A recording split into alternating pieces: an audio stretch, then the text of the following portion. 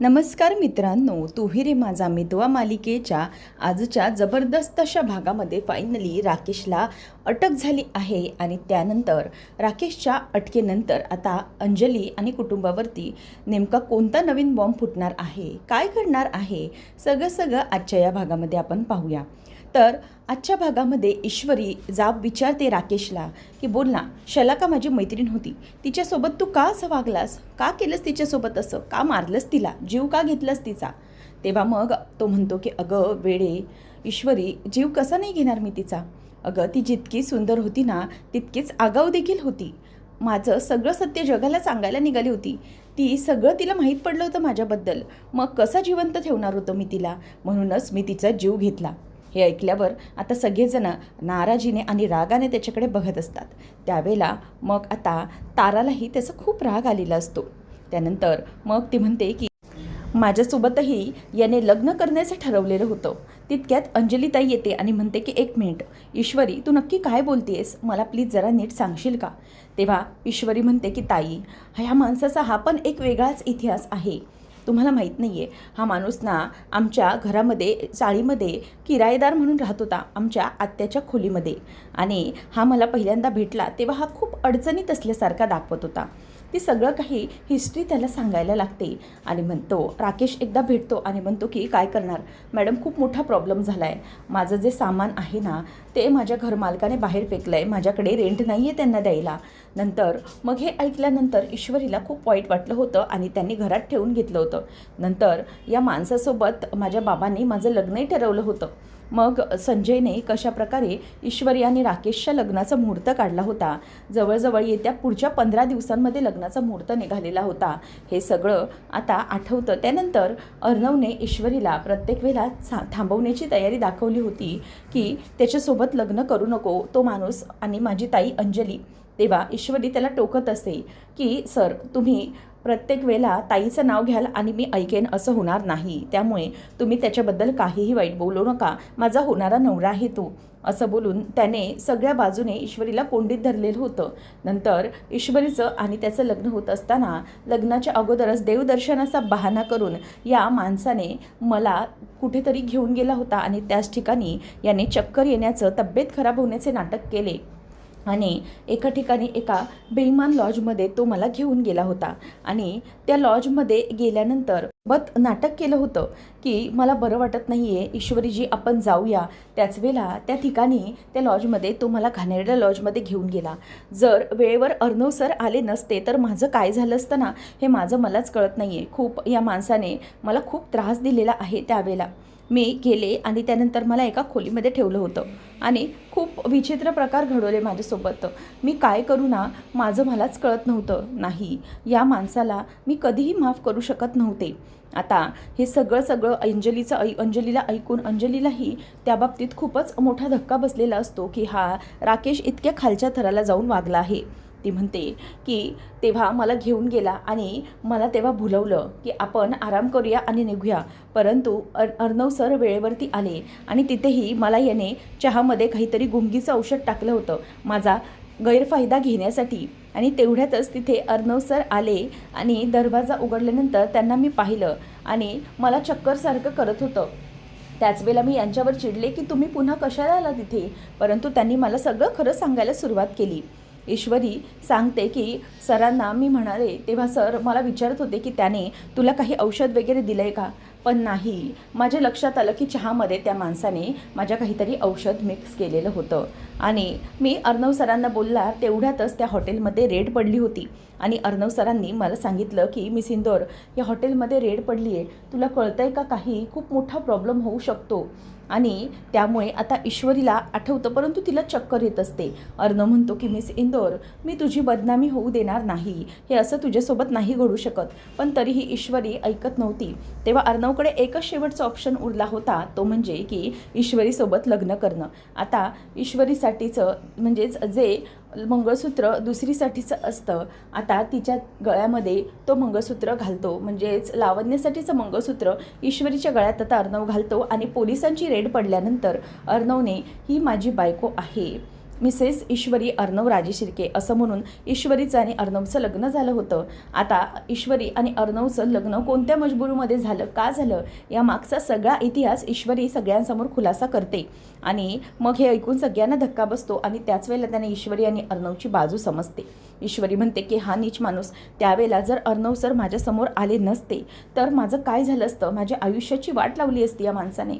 अर्णव ईश्वरीला शांत करत दिलासा देत असतो. नंतर मग पुढे ईश्वरी सांगते की जेव्हा मी लग्न करून या घरात आले त्यानंतर नवरात्रीच्या वेळेला माझ्यासमोर आलं की हा नीच माणूस हा राजेश भोसले म्हणजेच अंजलीताईंचाच नवरा आहे. तेव्हा सगळ्यांसमोर मला कळलं, नवरात्रीत देवीने माझ्यासमोर हे मोठं सत्य आणलं. इतकंच नाही तर मला हे सगळं समजल्यानंतर या माणसामुळेच म्हणजे या नालायक माणसानेच माझ्या वडिलांचा अपघात घडवून आणला होता. म्हणजे या माणसानेच माझ्या बाबांना मारलं. आज माझ्या बाबांची जी काही अवस्था आहे ना ती फक्त आणि फक्त या माणसामुळे, याने जे काही केलं आहे त्यामुळे माझ्या कुटुंबाला खूप काही भोगावं लागलं आहे. आणि माझे बाबा या अवस्थेत फक्त आणि फक्त या माणसामुळे आहेत. तेव्हा मग राकेश निर्लज्जपणे हे सगळं हसत हसत ऐकत असतो आणि काहीच बोलत नाही. त्याचबरोबर अंजली आता खूप खादरते की ह्याचे इतकेही सगळे मोठे सत्य आहे, इतकं सगळं हा माणूस घडवून आणतोय, हा ह्याच्यासारखा बेकार माणूस दुसरा कोणीही नाही आहे. आणि हे सगळ्या सत्याबद्दल आता त्या सगळ्यांना कळलेलं असतं. मग डॉक्टर आणि बाकीचे सगळे हे राकेशचा आणखी एक भयानक सत्य पाहून हादरतात. ईश्वरी म्हणते की खरं तर या माणसाचे गुन्हे खूपच मोठे आहेत. हा जे काही वागतोय ना या सगळ्या गोष्टी या खूप सगळ्यांना आदरवणाऱ्या असतात आणि म्हणूनच आणखी काही लोकांचे हे आयुष्य याने बर्बाद केलेले आहे. ताई या आतमध्ये असं म्हणून आता काही बायका असतात त्यांना पुन्हा एकदा ईश्वरी आतमध्ये बोलवते आणि त्या मुली आतमध्ये येतात आणि म्हणतात की याला ना इथून सोडा आणि आमच्या ताब्यात द्या. आम्ही याला चोपून चोपून याचे तुकडे तुकडे करून गटारामध्ये फेकून देतो. हा माणूस अजिबात लायकीचा नाही आहे. याने सगळ्यांसोबत खूप चुकीचं वागणूक केलेली आहे. द्या याला आमच्या ताब्यात द्या, पोलिसांच्या नको, आम्हीच याचा बरोबर समाचार घेतो. तेव्हा मग अर्णव म्हणतो की घ्या, करा तुमची इच्छा पूर्ण, धुवा याला. असं म्हणून आता अर्णव त्यांना पुढे जायला सांगतो. तेव्हा त्याच्या मुली असतात ते जोरजोरात त्याला चोपायला लागतात आणि मारतात. तेव्हा मग तो म्हणतो की अरे ए चिंटू थांबव यांना, किती मारतायत या, काय करतात या मांजरी माझ्यावर बघा. असं म्हणून तो निर्लज्जपणे बोलत असतो. तेव्हा मग आता सगळेजण तो चोप खात असताना कोणीच काही बोलत नाही. सगळ्या बायका त्याला मारायला तुटतात. तेवढ्यातच तिथून आता त्याला मारत असताना समोरून पोलीस येतात आणि पोलीस म्हणतात की 1 मिनिट थांबा, हे सगळं थांबवा, अजिबात असं काही करायचं नाही, कायदा कोणीही आपल्या हातात घेण्याचा प्रयत्न करू नका, समजलं ना. त्यामुळे हा सगळे बाजूला व्हा, याला शिक्षा आता पोलीसच करतील आणि याला आता कोर्टातच शिक्षा होईल. असं म्हणून सगळ्यांना पोलीस बाजूला करतात. तेवढ्यातच आता राकेश खुश होतो आणि म्हणतो की वा बघा, बघितलं ना, असे असतात पोलीस, यांना समजावा जरा. असं म्हणून आता इथे पोलीस हे राकेशच्या बाबतीत प्रोटेक्टिव्ह होतात आणि त्याला घेतात. तर अंजलीला आठवतं जेव्हा म्हणजे सकाळच्या दिवशी राकेशच्या बाबतीत खुलासा करण्यासाठी जेव्हा अर्णव आणि ईश्वरी आलेले असतात तेव्हा मग अर्णव म्हणतो की ताई मला जरा तुला एक बोलायचं होतं. तेव्हा ताई म्हणते की अरे चिंटू ईश्वरी तुम्ही आधीच माझ्यासाठी खूप काही केलं आहे, प्लीज हे गिफ्ट वगैरे आता मला काहीही नको आहे. तेव्हा मग ईश्वरी म्हणते की नाही ताई, आम्ही जरा एका वेगळ्या विषयावर तुमच्याशी बोलायला आलो आहे. तेव्हा अर्णवला ती म्हणते की चिंटू कोणता वेगळा विषय, काय झालं आहे. तेव्हा मग अर्णव म्हणतो की ताई तू जरा इथे बस, मी बोलतो तुझ्याशी जे काही आहे ते. तेव्हा मग अंजली ताई बोलते की बोला ना, काय झालं, काही सिरियस आहे का, बोला ना, मला भीती वाटते गं अशा वेळेला. तेव्हा ईश्वरी म्हणते की ताई भीती असं काही नाही, मला फक्त एवढंच बोलायचं होतं की मला ह्या सगळ्या गोष्टी, अर्णव सर तुम्ही प्लीज बोला ना. असं म्हणून ती अर्णवला बोलायला सांगते. अर्णव म्हणतो की ताई आता आम्ही तुला जी काही गोष्ट सांगते ती कोणालाही तू सांगायची नाही आहे, फक्त हे प्रॉमिस कर. तेव्हा ती म्हणते की हो प्रॉमिस, पण मला सांग ना चिंटू, नेमकं कशाबद्दल बोलतो आहेस तू, मला काही कळत नाही आहे, म्हणजे काहीतरी आयडिया दे. तेव्हा तो म्हणतो की हो ताई मी तुला आयडिया देतो, काय झालं आहे ते नेमकं. हे बघ तुला एक गोष्ट सांगायची, ते म्हणजे आपले राकेश जिजू आज हे घर सोडून इथून निघून जात आहेत.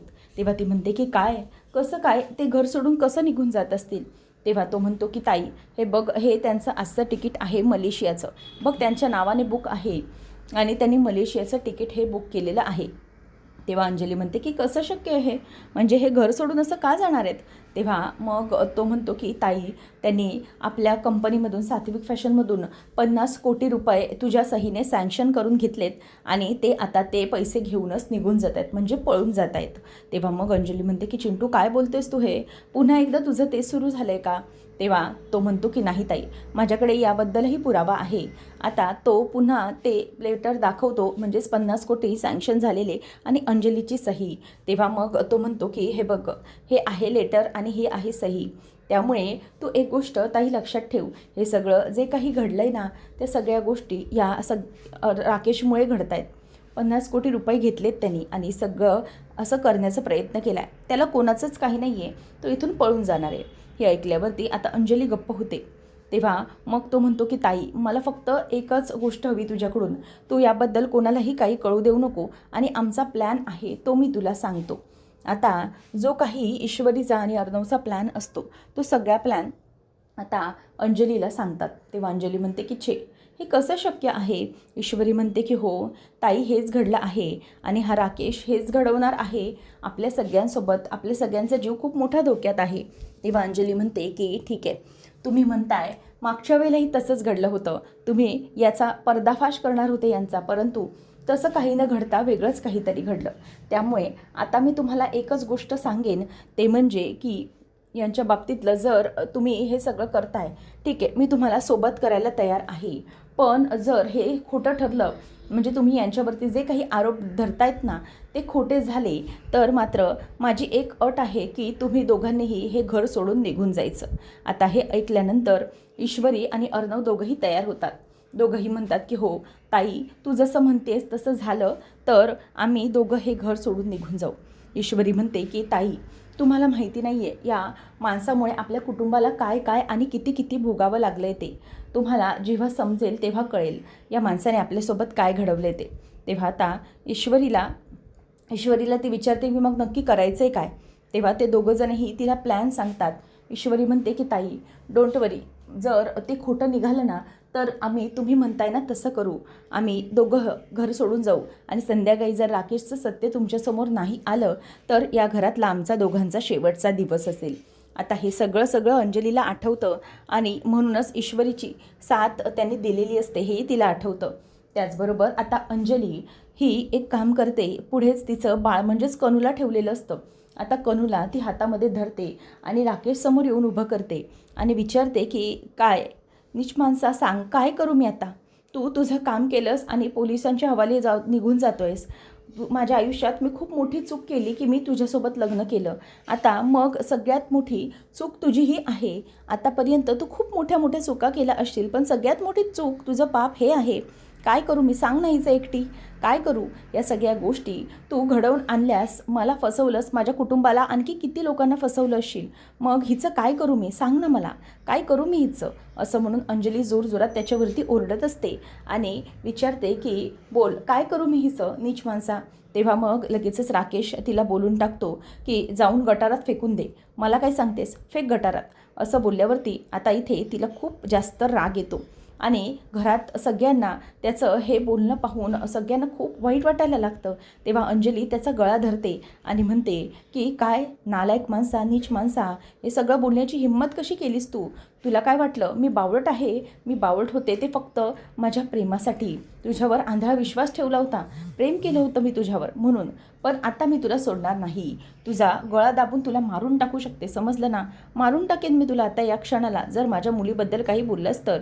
त्यावेळेला आता इथे अर्णव ईश्वरीला म्हणतो की ताई प्लीज शांत हो, आम्ही आहोत तुझ्यासोबत, प्लीज असं काही करू नकोस, प्लीज शांत हो. असं म्हणून तो बाजूला तिला घेऊन जातो आणि नंतर मग अर्णव म्हणतो की तुला काय वाटलं राकेश, तू आयुष्यभर माझ्या ताईला असंच फसवू शकशील नाही. कधी ना कधी तरी तुझं रूप समोर येणारच होतं. आणि इन्स्पेक्टर साहेब घेऊन जा याला. या नालायक आणि नीच माणसाची लायकी तीच आहे आणि याला कठोरातली कठोर शिक्षा करा. हा घ्या याचा पेनड्राईव्ह. याने आत्तापर्यंत जे जे काही गुन्हे केलेत ना ते सगळ्याचे पुरावे, CCTV फुटेज आहे यामध्ये. त्यामुळे याला घेऊन जा आणि याला कडक शिक्षा करा. असं म्हणून आता त्याला घेऊन चाललेले असतात. त्याच वेळेला इन्स्पेक्टर हे राकेशच्या अंगावरची जी दोरी असते ते सोडवण्याचा प्रयत्न करत असतात. सगळे त्याच्याकडे असतात. तेव्हा फायनली इथे आता राकेशला पकडायला जाणार तेवढ्यातच आता इन्स्पेक्टर त्याला धरतात आणि चल चल लवकर आमच्यासोबत असं म्हणत असतात। राकेश अगदी नजरेने रोखूनच ईश्वरीकडेच पाहत असतो। त्यानंतर मग आता अर्णव हा समोर येतो आणि ईश्वरीकडे राकेश बघत असतो। तेव्हा अर्णव म्हणतो की काय काय इकडे? तेव्हा तो म्हणतो की हे काय, माझ्या इंदोरी जिलेबीकडे बघतोय मी, असं म्हणून तो तिथून आता निघून चाललेला असतो। त्याच वेळेला मग तो पटकन ईश्वरीला धरतो आणि म्हणतो की चला चला बाजूला व्हा सगळ्यांनी।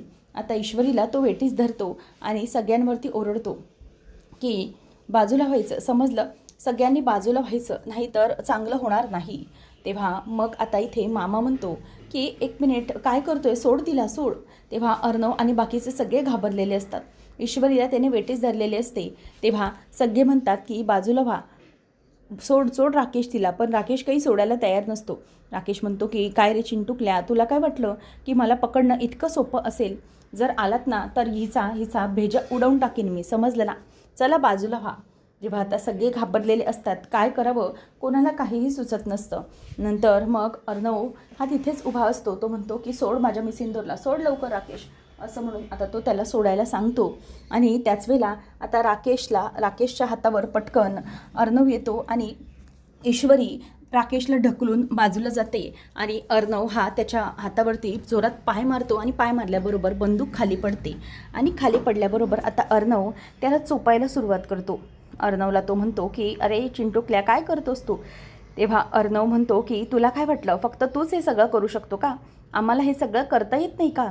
असं म्हणून आता तो त्याच्यावरती चिडतो आणि चिडल्यानंतर मग तो त्याच्यावरती गन रोखतो। आता अर्णव हा त्याला मारायला जात असतो, बंदूक धरून तो त्याच्यावरती रोखतो आणि म्हणतो की आता तुला सोडणार नाही, समजलं, सोडणार नाही तुला, आता मी तुला आत्ताच्या आता इथून उडवून टाकू। तेव्हा मग ईश्वरी आणि आकाश सांगत असतो की प्लीज प्लीज थांब। आकाश म्हणतो की दादा प्लीज थांब। अर्णव आता राकेशवरती बंदूक रोखून असतो। तेव्हा मग इन्स्पेक्टर साहेब म्हणतात की हे बघा अर्णव साहेब, कायदा हातात घेऊ नका। राकेश बोलत असतो की मार ना मला, आता कशाला घाबरलास, मार मला, असं म्हणून तो बंदूक आता त्याच्याजवळ ठेवत असतो डोक्यावरती। तेवढ्यातच आता इन्स्पेक्टर साहेब म्हणतात की अर्णव साहेब शांत व्हा। आकाशही आता पटकन गन बाजूला घेतो आणि दादाचा हातही बाजूला घेतो आणि दादा प्लीज शांत हो। तेव्हा आता अशा प्रकारे अर्णवकडून बंदूक काढून घेतली जाते आणि इन्स्पेक्टर साहेब हे म्हणतात की राकेश, तुझी नाटकं आता ही बंद करायची, समजलं, चल लवकर चल, इथून बंद व्हायचं आणि लवकर चालू पडायचं, असं म्हणून आता त्याची बंदूक त्याने त्याच्या डोक्यावरती लावलेली असते आणि आता राकेशला फायनली पकडलेलं असतं। राकेश हा अगदी नजर रोखून ईश्वरीकडेच बघत राहिलेला असतो आणि ईश्वरीकडे बघत असतो, त्यामुळे ईश्वरी आणखीनच त्या माणसाला, नालायक माणसाला घाबरत असते। नंतर मग आता अर्णव हा म्हणतो की चल निघ इथून, लवकर निघ, असं म्हणून आता इन्स्पेक्टर साहेब आणि बाकीचे सगळे त्याला घेऊन जातात। पकडा राहिला, सोडू नका, असं म्हणून राकेशला सगळ्यांनी पकडलेलं असतं आणि फायनली राकेशला घेऊन जातात। आता इथे राकेशला घेऊन गेल्यानंतर फायनली ईश्वरी आणि अर्णव यांच्या जीवात जीव आलेला असतो। ईश्वरी त्याला खूप घाबरलेली असते, ती पटकन अर्णवला मिठी मारते आणि त्याच वेळेला कनूला घेऊन अंजली रडत असते। मग त्यानंतर सगळेजण आता तो गेल्यावरती तारा वगैरे सगळे उभे असतात। तेव्हा अर्णव म्हणतो की खरंच तुमची सगळ्यांची खूप मदत झाली, आज जे काही एक्सपोज केलं आहे आपण त्या राकेशला, त्यामध्ये खरंच तुमच्या सगळ्यांची खूप मदत झाली आहे। त्यावेळेला मग तारा म्हणते की सर खरं तर तुमची आम्हाला खूप मदत झालेली आहे। अर्णव सर, ईश्वरी मॅडम, तुम्ही दोघंजणे खूप धीराचे आहात, खूप सपोर्टिव्हली घेतलं हे सगळं, तुम्ही खूप धाडसी आहात, त्यामुळे हे सगळं करू शकले खरंच। आणि त्यावेळेला मग शिर्के म्हणतात, शिर्केंना तो म्हणतो की सर या सगळ्यांचं व्यवस्थित काय ते बघा आणि त्यानंतर मग या डॉक्टरला तुम्ही पोलिसांच्या ताब्यात द्या, याचेही सगळे कांड उघडे झाले पाहिजेत। तेव्हा मग शिर्के आता त्या डॉक्टरला धरतो आणि म्हणतो की चल चल इथून, आणि डॉक्टरलाही पोलिसांच्या ताब्यात देत असतो। त्यानंतर मग आता इथे अंजली ही बाळाला घेऊन तिथेच बसते। अंजली बसल्यानंतर सगळेजण तिच्याकडे असतात, अंजलीच्या बाजूने सगळेजण बसलेले असतात। तारा म्हणते की थँक्यू सर मॅम, खरंच तुमच्यामुळे तो राकेश हा गेला असेल आणि आज खऱ्या अर्थाने माझ्या ताईला न्याय मिळाला, माझ्या शलाका ताईला आज खऱ्या अर्थाने न्याय मिळाला आहे। तेव्हा मग शलाकाचे मामाही म्हणतात की हो अर्णव साहेब, तुम्ही त्यावेळेला आले होते, पण तेव्हा तुमची मदत मी करू शकलो नाही त्या नीच राकेशमुळे, पण आज माझ्या शलाकाला न्याय मिळाला, ती जिथे कुठे असेल ना ती खुश असेल आणि बघत असेल वरून की आपण सगळ्यांनी तिच्यासाठी त्यांनी नालायक नराधमाला आपण जेलमध्ये पाठवलं, तेव्हा मग सगळेजण तिच्याकडे बघत असतात. शलाका म्हणते की सर थँक्यू, तुम्ही खरंच खूप दोघंजणी नवरा बायको धाडसे आहात, खूप एकमेकांवरती विश्वास ठेवून सगळं केलं आहे तुम्ही. तेव्हा ईश्वरी म्हणते की तारा, खरं तर हे सगळं तुझ्यामुळे घडलं आहे, म्हणजे तू जे काही घडवून आणलं आहे, मदत केली आहे ना, म्हणूनच आम्ही या सगळ्या सत्यापर्यंत पोहोचू शकलो. तेव्हा त्यांचे आभार मानून दोघंजणही निघून जातात. तर इथे आकाश हा बाळाला कनूला स्वतःकडे घेतो, कारण अंजलीचं कशातही लक्ष नसतं. तेव्हा मग ईश्वरी ही खुणावते अर्णवला की ताईजवळ चला, ताईची अवस्था बघा कशी झाली आहे. तेव्हा मग आता अर्णव अंजलीकडे येतो आणि म्हणतो की ताई प्लीज शांत हो, असं स्वतःला हारून घेऊ नकोस.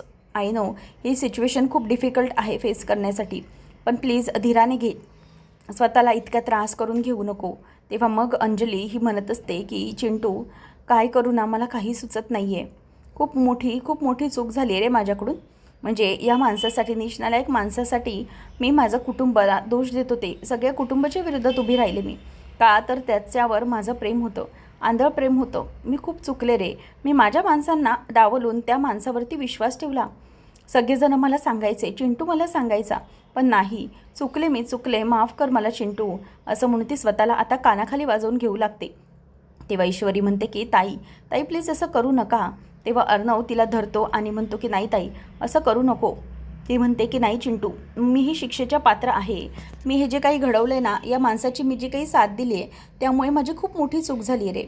बघ ना तो माणूस मला कसा बोलून गेला रे, अरे आतापर्यंत त्याच्यावरती किती विश्वास ठेवला होता मी, माझं कुटुंब, माझा चिंटू जो माझ्याबरोबर लहानपणापासून माझं भलंबुरं जाणत होता, त्या माझ्या भावावरती मी विश्वास नाही ठेवला आणि त्या नालायक माणसावरती मी विश्वास ठेवला. नाही चिंटू मला माफ कर, माझी खूप मोठी चूक झाली आहे चिंटू, माफ कर मला, आणि मला ही शिक्षा मिळालीच पाहिजे, कारण मी माझ्या माणसाला दुखावलं आहे, मी त्रास दिला आहे माझ्या माणसांना, असं म्हणून आता ती बोलत असते. तेव्हा अर्णव म्हणतो की ताई हे बघ असं काही नाही आहे, प्लीज तू शांत हो. तेव्हा मग आता अंजली म्हणते की चिंटू किती काही झालं ना तरीही आता मात्र एक गोष्ट नक्की की मी त्याला ना सोडणार नाही आहे. तेव्हा मग अर्णव म्हणतो की ताई हो मला माहिती आहे, तू नको सोडूस त्याला हवं तर, पण शांत हो.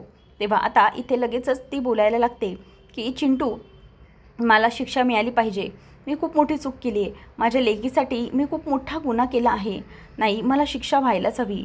आणि असं म्हणून ती आता पुढे जाते. सगळे थांबवतात की प्लीज अंजू थांब, असं करू नको.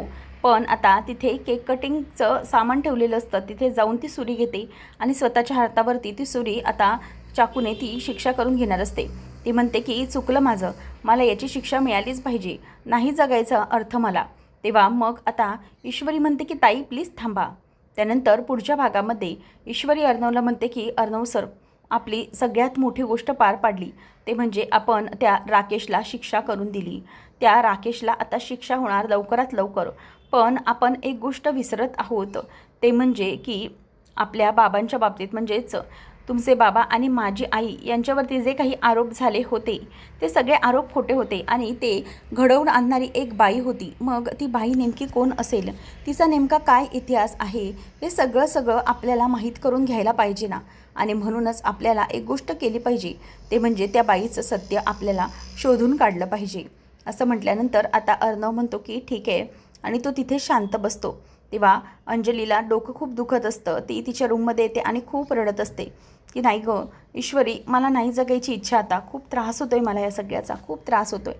तर इथे अंजली बेशुद्ध पडते. तेवढ्यातच डॉक्टर चेक करायला येतात. अर्णव विचारतो की काय झालं आहे मॅडम. तेव्हा ते म्हणते की ह्या खूप मोठ्या शॉकमध्ये आहे, यांना खूप मोठा धक्का बसलेला आहे आणि या धक्क्यातून त्या लवकरात लवकर सावरणार नाही. आणखी एखादा छोटा धक्काही त्यांचं खूप मोठं नुकसान करू शकतो. यांना तातडीने आपल्याला ICUमध्ये हलवायला हवं. आता अर्णवला धक्का बसतो, तो म्हणतो की व्हॉट. तेव्हा मग मॅडम म्हणतात की हो त्यांची परिस्थिती खूप नाजूक आहे. आता अशा प्रकारे अंजलीचं सत्य, म्हणजेच अंजलीला जो काही आजार आहे तो वर काढायला तोंड बघत असतो. त्यातच आता ईश्वरी आणि अर्णव कनूचा कसा सांभाळ करणार आहेत, सगळं दोघंजणं मिळून कशी जबाबदारी पार पाडणार आणि पुढे जाऊन वल्लरीचा पर्दाफाशही कसा होणार, सगळं आपल्याला आता पुढच्या काही भागांमध्येच पाहायला मिळणार आहे. अशाच मालिकांचे अपडेट जाणून घेण्यासाठी आजच चॅनलला सबस्क्राईब करा. तर चला भेटूया उद्याच्या भागामध्ये. धन्यवाद.